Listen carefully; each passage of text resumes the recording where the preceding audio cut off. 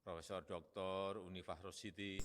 Presiden Joko Widodo menginstruksikan kementerian dan lembaga terkait serta pemerintah daerah di seluruh Indonesia untuk berkoordinasi dalam proses rekrutmen guru dengan status P3K pada 2021. Jokowi menginginkan guru dengan status pegawai pemerintah dengan perjanjian kerja atau P3K direkrut sebanyak-banyaknya di Indonesia pada tahun ini.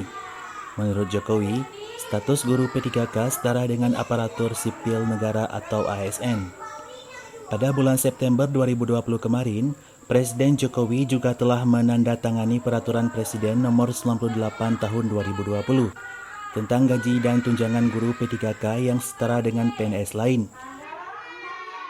Hal itu disampaikan Presiden Jokowi pada acara memperingati Hari Guru Nasional dan HUT ke-75 PGRI tahun 2020. Pemerintah dalam hal ini memahami akan adanya masalah ketercukupan jumlah guru yang harus segera diatasi. Keberadaan guru honorer dinilai sangat besar perannya dalam membantu keberlangsungan pendidikan di Indonesia. Namun, meski demikian, tidak semua guru honorer dapat memenuhi syarat usia yang ditentukan undang-undang untuk menjadi PNS. Oleh sebab itu, percepatan penambahan guru harus dilakukan melalui rekrutmen guru P3K berstatus ASN yang setara dengan PNS. Yang dihitung ini sayang, coba hitung semua.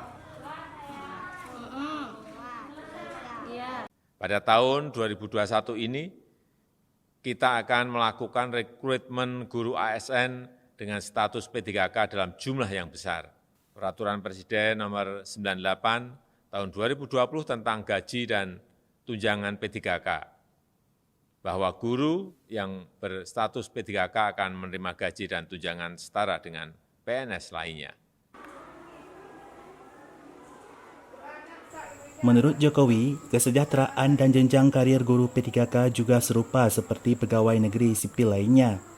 Ia berharap hal tersebut akan berdampak signifikan pada kesejahteraan guru dengan meningkatkan kualitas pendidikan di seluruh tanah air. Dari Jakarta, Tim Liputan melaporkan.